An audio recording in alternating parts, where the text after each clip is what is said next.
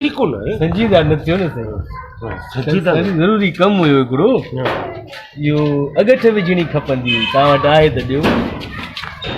अगठ विझणी वरी असांजो आहे छो ॿाहिरि नथी मिले छा अगठ विझणी ॿाहिरि साईं हाणे अलाए किथे मिले हिन महिल काॾे वञूं हिन महिल छा भला राति जो हिकु थियो आहे छा रोशनी लॻी पई आहे न मुंहिंजा बाबा वञी वेठो असां अगठ में असां वटि कोन्हे असां पाण रबड़ पाईंदा आहियूं सुथण वारो रबड़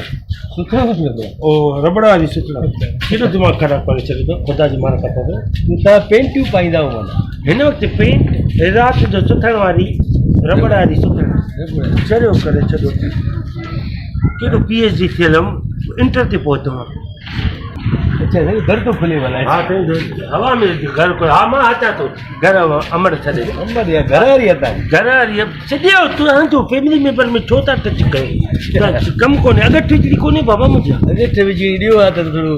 अगठ विझी वापसि ॾियूं आहे तव्हांखे भला जेकॾहिं त न वञी आहे अलाह साईं मुंहिंजा बाबा ॾिसो लिखियल पढ़ियल हो कुझु सियाणा थियो अगठ विझणी जेकॾहिं तव्हांजे घर में कोन्हे को बुर्श हूंदव को पेन हूंदव टूथ ब्रश सां असां अगठ विझणी ठाहियूं हुनखे पेन लिखण लाइ कमु ईंदी आहे कलम आहे हुनखे अगठ विझणी ठाहिणी यार तव्हां सया सेठा माण्हू पढ़ियल लिखियल पंहिंजे घर में कंदव न को गुनाह थोरो ई आहे को गुनाह थोरो ई था कयूं अगठ विझी वञिबो आहे तव्हांखे जो अगठ विझणो हुजे त पोइ कीअं विझंदा मुंहिंजा बाबा असांखे पंहिंजी अगठ विझणी आहे असां उहा ई त घुरां थो न असां तव्हांखे छो ॾियूं आहे हिकिड़ी यार हेॾो बंगलो हेॾियूं गाॾियूं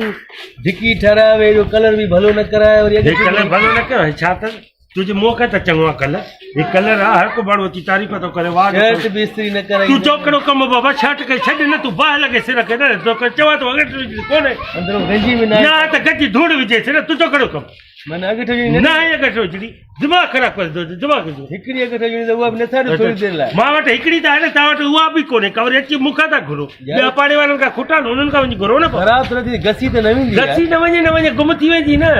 चढ़िया हो छा हाणे ई ॾेई थो वञां न बाबा मां न ॾींदुमि मां पंहिंजूं शयूं तव्हांखे पाड़े वारनि खे अॼु ताईं मां कंहिं बि पाड़े वारे खां का शइ वठणु आयो आहे दरवाज़े ते कड़का त इहे ॾियो तव्हां छो था अचो भला मां सलवार खणी अचां अगठ विझी पोइ मूंखे लख लालच जो अगठ विझी पोइ पंहिंजा ॿार असांजे घर रहियो ॿियो छा कयां मां न